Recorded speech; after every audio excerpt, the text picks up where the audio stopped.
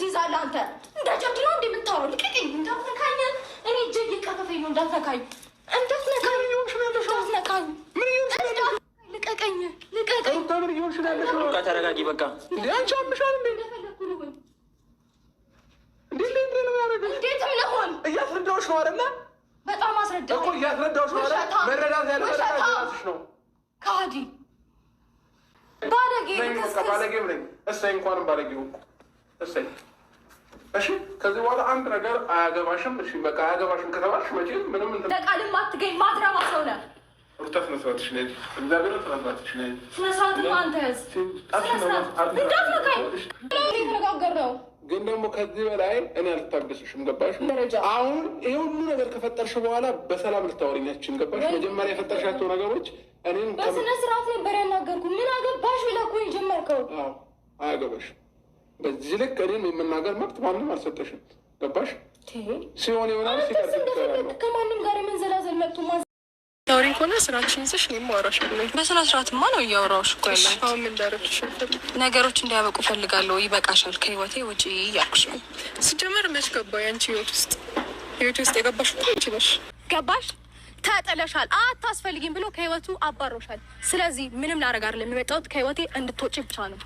ሰላም ሰላም። ውድና ትዳር ያለው ወንድ እንጂ አይጣፍጠንም አሉ እኮ ሴቶቹ ራሱ ማለት ነው። ወንዶችም ሚስታቸው ቤት ቁጭ አድርገው ከሌላ ሴት ጋር እንደዚህ እንሰላሰላሉ እንዴ!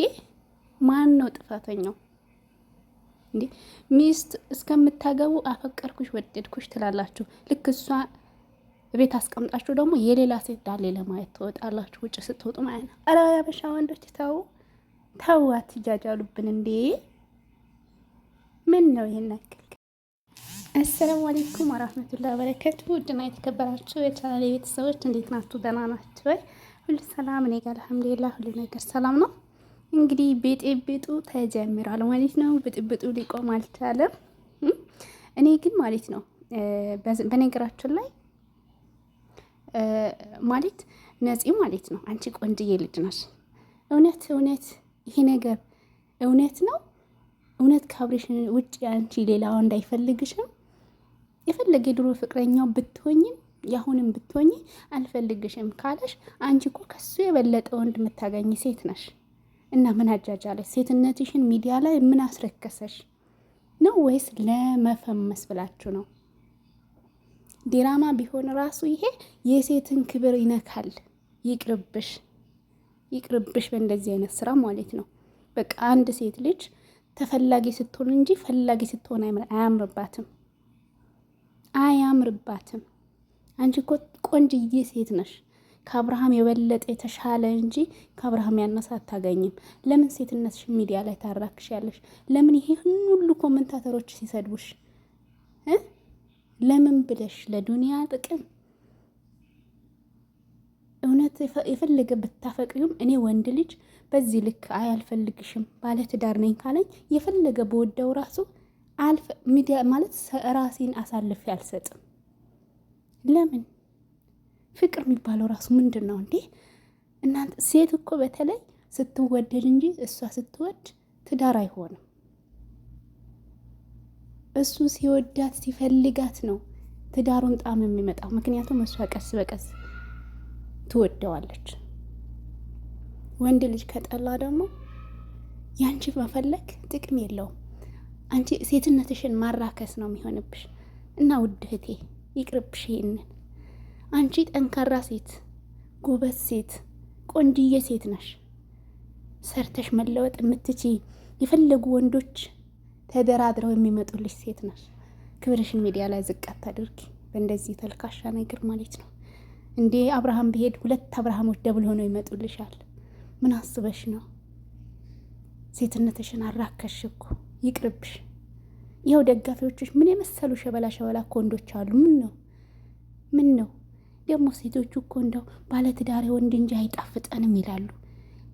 ባለትዳርን ለመቀማት ሆን ብለው የሚነሱ ሴቶች አሉ። አይኖ ፍቅረኛሽ ነው እነሱ ድሮ ቢሉም እታሁን ቢሆን ራሱ እሱ እስካልፈለገ ድረስ አትቅረቢው። የምን መጃጃል ነው? እሱ በቃላት ድርደራ እንኳን ቢያሸንፍሽ አትሸነፊለት። ተሸነፊለት። እሱ ያለበትን ሁኔታ ታውቂያለሽ አሁን ላይ። ስለዚህ ምን አለማመጠሽ አንቺ? የት ቦታሽ ጎዶሎ ሆኖ ነው ይናክል? ሴትነትሽን እያራከሽ ነው።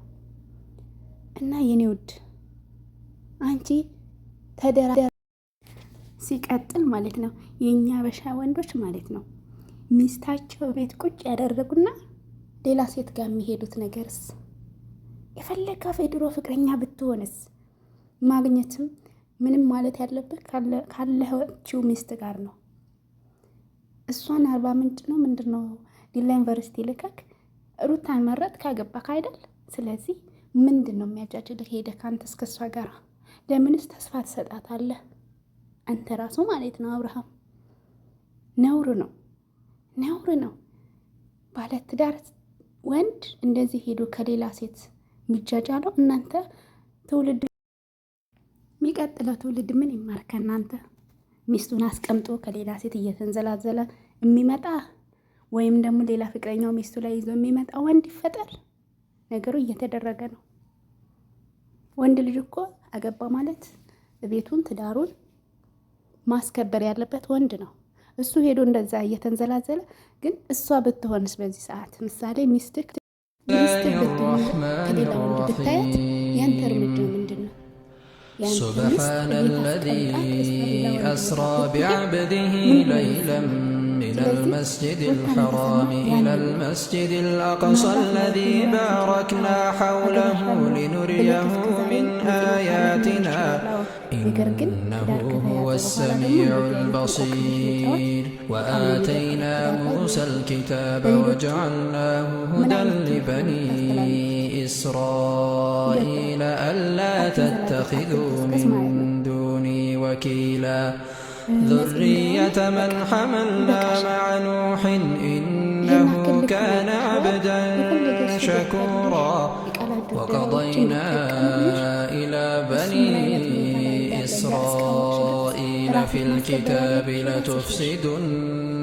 لتفسدن في الأرض مرتين ولتعلن علوا كبيرا فإذا جاء وعد أولاهما بعثنا عليكم عبادا لنا أولي بأس شديد فجاسوا خلال الديار وكان وعدا مفعولا ثم رددنا لكم الكرة عليهم وأمددناكم بأموال وبنين وجعلناكم أكثر نفيرا إن أحسنتم لأنفسكم وإن أسأتم فلها فإذا جاء وعد الآخرة ليسوءوا وجوهكم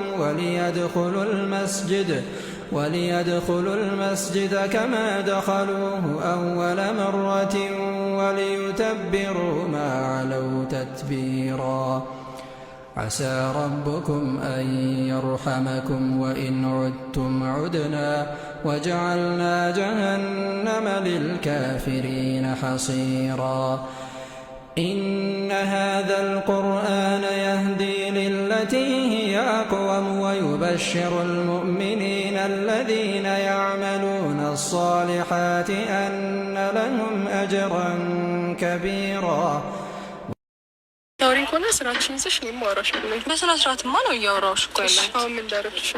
ነገሮች እንዲያበቁ ፈልጋለሁ። ይበቃሻል፣ ከህይወቴ ውጪ እያልኩሽ ነው። ሲጀመር መች ገባ ያንቺ ህይወት ውስጥ የገባሽ እኮ አንቺ ነሽ። እነዚህ ቆይ ያለፈውን ታሪክ ማለት ያለፈው ህይወት አሁን ላይ እንዲቀጥል ፈልገሽ ነው ይሄንን እያደረግሽ ያለሽ? ማን ያለፈው ህይወት ነው ያለው? አንተ ነው ያልከው?